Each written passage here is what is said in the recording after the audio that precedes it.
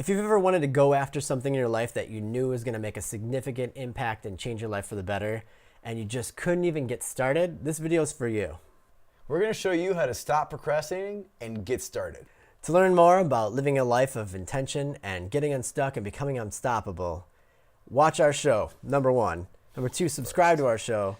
Number 3, send us a check. Wait.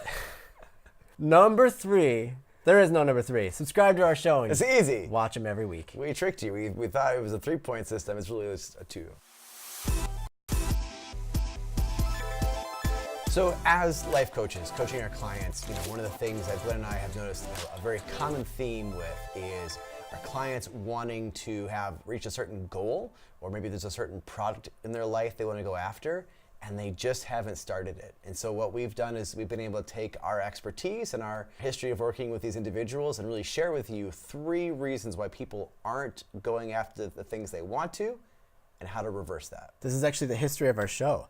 We are 2 people that wanted to go after what we're doing right now, and there's all kinds of things that come up. We're going to talk about the 3 big ones.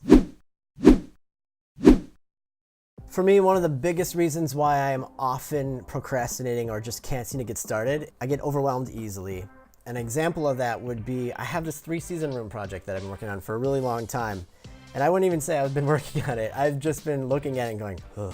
What happened was I started the work on it. I made a lot of progress. I pulled out some walls and I replaced some of the boards. I bought all the materials I needed. And then I got to a point where I just got stuck. There's this beam that goes through the center of the room and I didn't have a drill bit big enough to get through it. And so that one little thing, things just started mounting. I just stopped the project. I started kind of throwing things in there. It became a storage space. I had motorcycle parts in there. And then it just became this overwhelming mess of, oh my gosh, not only do I have to figure out how to get that hole drilled, I got to clean it out. And I started spiraling into all the things that needed to be done. And then some time passed. I didn't think about it for a while. And I just was talking to my dad and I said, do you have a drill bit I could use that will get me through that beam? He goes, yeah, here you go. So I just drilled that hole and I was off to the races. It was just that one thing. You just had to start by bringing it down into one thing. Next thing I know, I had this small win and I gained momentum really fast. That same day, I ran all my Romex cables and I powered all the electricity. I started cleaning up, I gutted it out. Now all I gotta do is just drywall it up and it's good to go. It's beautiful and it's gonna be great for all the 3 seasons. Winter, spring, parsley, all the seasons. Similarly, I was coaching a friend and I just kind of asked, what is it that you really want out of life? She was talking about all these things she was doing and they just seemed like distractions. What really gets you excited? What do you ultimately want to be doing? And she said, I want to write. And I had no idea. I've known her all my life. I had no idea that she wanted to be a writer. She started talking about the things that she'd already written and explained some of the stories, and she just lit up. You could tell it was something that she was just so passionate about in a way that I'd never seen before. I just said, well, what is it going to take to do that? You can kind of see the wheels turn, and it seemed like she was a little bit overwhelmed by this idea of, well, the files for this unfinished book she was working on is on the computer that she'd have to go find and then get the files, and the computer doesn't really work anymore. It's an old computer. It just seemed like this big task that you just keep putting off and putting off. And I said, well, just get the computer out and get the files. Next day, she was really inspired. She did that, and that little win, it led itself to continuing to write and write and write. A couple weeks have passed. I talked to her yesterday. She's still writing. And think about that for your own life right now. Is there something that right now, as you think about it, you've wanted to get started for a while, and there's just that one task that you just, for whatever reason, has been your resting place? And the question is, how can you just jump on that one task, get it started, and build that momentum to finally go after the thing that you actually want and be living in that? Another reason is what we call shiny object syndrome. I know a lot of people who are busy and they get so distracted with all the goals they want to do all the time, but they're not really seeing anything take hold. It's kind of like with the Looney Tunes characters when their legs are going really fast, but they're not really going anywhere. They're moving, you would see them and you would think, man, they must be accomplishing so much, but because they're trying to do so much at once, they're really accomplishing nothing. One of the books I was very fortunate to read back when I was a sales manager is a book called The 4 Disciplines of Execution. It's been one of my favorite books around strategy and accomplishing your goals. And they had basically the science behind it that showed that when you try to do too much, try to go after too many goals, your likelihood of success goes down with every new goal you add. If you go after 1 to 2 goals you will most likely hit 1 to 2. If you go after 4 to 10, you will most likely only hit 1 to 2 goals. And then if you try to go after 10 or more goals, you are likely going to accomplish 0 of those. Again, think about your own life. If you're trying to go after 10 life changes or 10 accomplishments, there is a very good likelihood that you will actually accomplish none of those. So the tricky part is, the challenge that I'm giving you right now is to prioritize. What is the 1 to 2 at the most important, what in the book is called your wildly most important goals, your WIGs, and can you focus just on those in order to see the kind of life change that you want?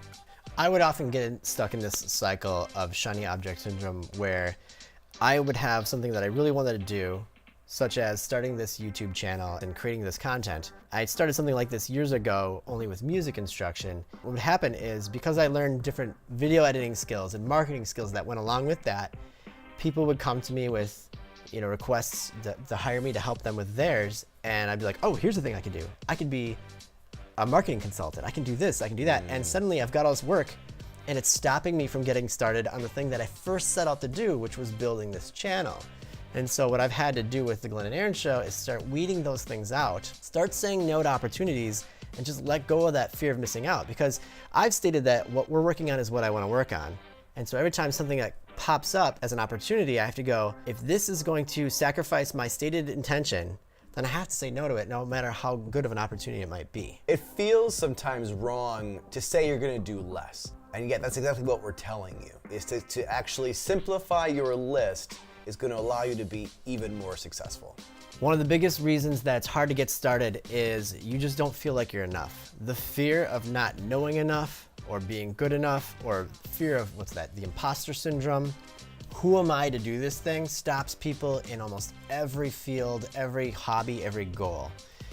And so what happens is oftentimes, instead of just getting started, you're gonna wanna start picking up some books on the thing, and that's good, and maybe some courses, but then what happens is you start taking on more and more and more and more, and you're just never gonna be ready. And especially with the show, we did a lot of practice episodes that will never see the light of day, and we could have just kept doing that, but there's a point where we just had to say, okay, it's time to launch the show, and we can just make small tweaks as we go and just keep improving upon it week after week, because it's never gonna be perfect, and if we wait till it's perfect, we'll just never start. So I have a weird example, but it's one that my brother and I go back to a lot. I remember we both had discussed this similar situation where we wanted to make Jell-O for a dessert. And so I bought the box and I was gonna make the dessert for my girls, but I had never made Jell-O before and I wasn't really familiar with what that process was. And so for whatever reason, I kept putting it off. And so I had a box of Jell-O in my cupboard for 5 years. And I kept buying more boxes and more flavors, like, oh, that looks really good, and never making it. And I remember thinking it's because I don't really know what that process is, and so I never did it. That explains that room in your house with all the Jell-O, the Jell-O got room? like a fort and a bed made out of Jell-O. It's I get a 2-bedroom, and the one really is weird. just for the Jell-O. But one day, I just had to say, I'm going to make the Jell-O. And if I do it absolutely wrong, if somehow this Jell-O ends up on fire or, creating new life, I have to be willing with the results because again, success looks like me trying, not me accomplishing. I mean, my brother and I will often say oh, just gotta make the Jell-O. It's just one of those things where when you're doing something that perhaps you haven't done before, you don't know all the ins and outs, you don't have all the answers, there's a lot of uncertainty and that fear of failure. And yet, as we all know, as you know, as I'm talking to you right now, the ultimate failure is always not trying, right? The ultimate failure is always missing out on your fullest potential right now because you were scared to do something you've never done before. So that's what I'm encouraging you in this moment is make that Jell-O. If there's something that you want to do that you've never done, don't miss out on the opportunity of trying and stepping into what you could be. a Jell-O maker. You could be making Jell-O on the regular, and then you could do the shapes, The jigglers. the jigglers. You could be make building stars. Jell-O forts. You could smear it on your face. You could snort it up your nose. Tell me how to eat Jell-O. It's my life. I'm not gonna step into that arena at all. You weren't invited. In the comments below, tell us one thing that you've been procrastinating on and just can't seem to get started. Or tell us one way in which you're gonna stop procrastinating on that thing. Okay, I got a favor for you. I don't wanna. If you've got $5, I could really use some help. We just really need some pizza money right now. So if you've got $8, So like going back you got $5. even 5. You can I got send it 5 to on it. what's our PayPal account? All right, I do have a favor to ask of you. Normally I wouldn't do this, but we really need your help, and that is we need to get the word out about the Glenn and Aaron Show. We want to grow this community. We want to glow. We want to glow like beautiful butterflies. Butterflies glow. We want to grow our community. We want to grow what we do, but we need your help. We've told all our family and friends. Now we need you to do the same. Tell a stranger. If you could, on Facebook or Instagram, link the Glenn and Aaron Show and tell everyone to watch it. We'll make you some Jell-O. We're gonna show you how to stop procrastinating and get started. Get off your couch. You're doing it right now. For breakfast, Doritos in a bowl with milk is not cereal. What do you think of that, Doritos in a bowl with milk? Ugh, disgusting. That doesn't sound like the worst thing, though. What? It doesn't like the worst thing. Milk and Doritos? I might try it.